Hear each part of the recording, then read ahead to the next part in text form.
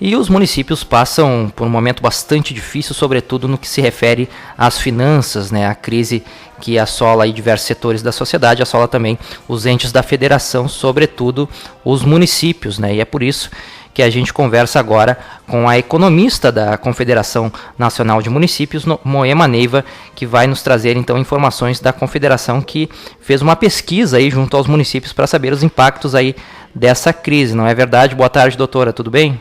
Boa tarde, é um prazer poder participar novamente com vocês, esclarecer as dúvidas e mostrar o cenário de crise pelo qual infelizmente estamos atravessando. Muito bem, a gente agradece aí mais uma vez a senhora estar nos atendendo. A crise econômica então que os municípios vivem já é sabida de todos aí, que ela é bastante séria. Agora a CNM, para saber o real cenário, fez uma pesquisa então junto aos municípios dos impactos dessa crise aí nas administrações, né, doutora? A CNM, o ano passado, quis ter um painel melhor de como seria o fechamento do ano e como estavam as finanças municipais na visão dos gestores, né? E abriu uma pesquisa que foi encerrada agora antes da marcha, no começo de maio, que mostrou um cenário nada otimista visto do ponto de vista dos gestores em relação à crise, né?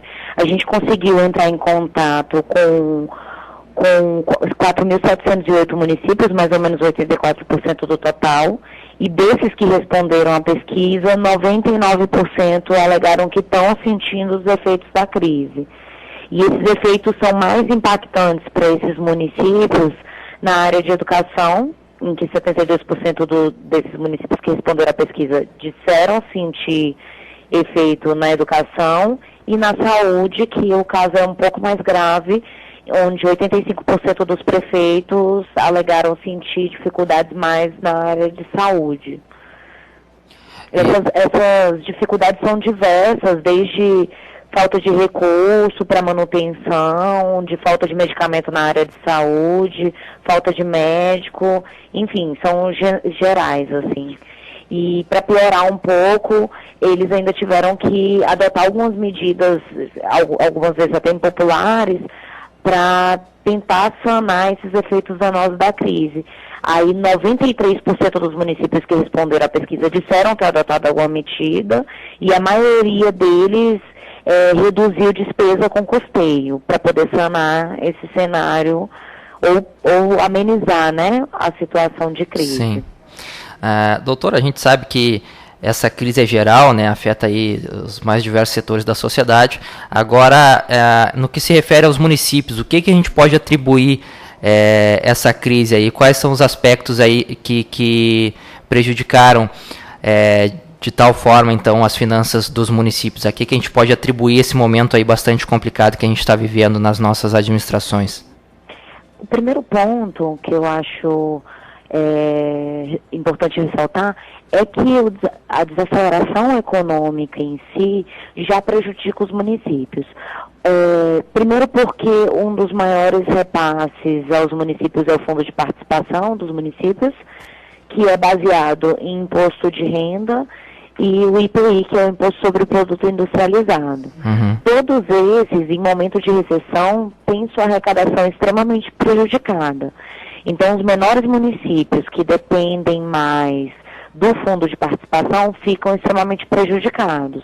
Além disso, o ICMS, que é o Imposto sobre Circulação de Mercadorias e Serviços estadual e de repasse estadual aos municípios, também é uma fonte muito importante para os municípios e também sofre muito com esse desaquecimento econômico.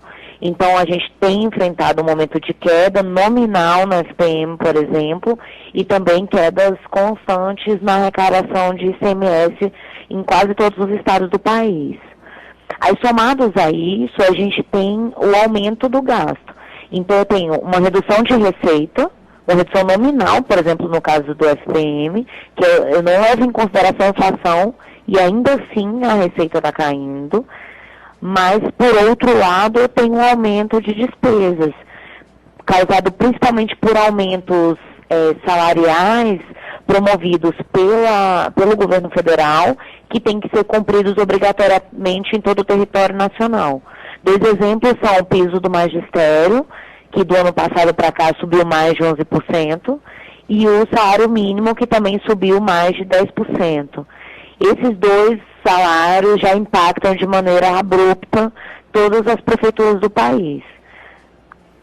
De acordo até com próprios dados aí da CNM, né, doutora, só na área da educação são mais de 1 milhão de servidores que os municípios têm, aí, 1 milhão e 200 mil servidores dos 6,3 milhões, né, de servidores que trabalham nas administrações municipais. E alguns municípios já gastam até 100% do Fundeb com o pagamento de pessoal na área de educação, né? E daí os gestores acabam tendo que tirar de outras áreas.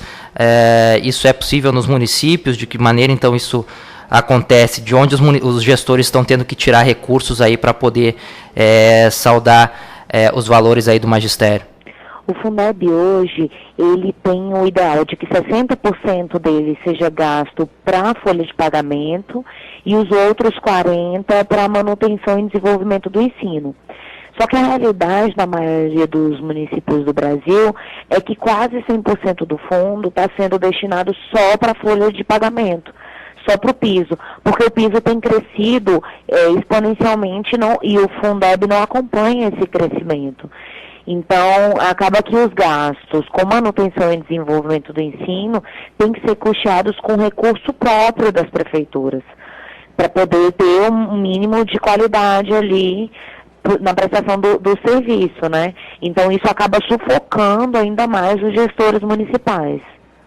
E o Fundeb é só mais um fundo aí que ainda é deficiente nos municípios, né? Mas existem outras áreas que os municípios têm que botar os próprios recursos, né, doutora? A área de saúde também, nas UPAs, enfim. Existem várias áreas aí que estão com valores defasados, né, nesse repasse aí aos municípios. Um outro grande problema que está afligindo os municípios nesse momento é a defasagem de alguns programas federais, repassado valores ínfimos que não foram corrigidos pela inflação nos últimos 5, 6 anos, em que essa diferença de gasto está sendo custeada pelo município unicamente. Então, se inicialmente gastava-se R$1, por exemplo, para pagar merenda, e era repassado esse valor pela União, hoje, com o aumento de gastos de tudo, a inflação do jeito que está, o gasto vai para R$2, R$3, mas aí o recurso repassado continua o mesmo, entende? Então, essa não correção monetária prejudica muito os municípios, além do fato de não ter sido revisado esses valores. Muitos programas federais acabam forçando o município a uma contrapartida muito alta e prejudicando as finanças municipais assim de maneira severa. Muito bem.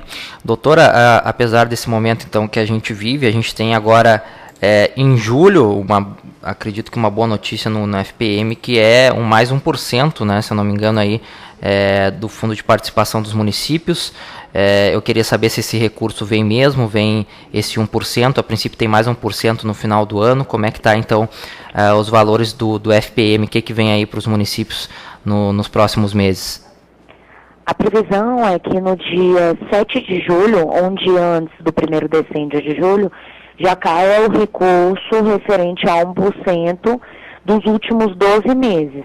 Seria a arrecadação de julho do ano passado, julho de 2015, a junho desse ano.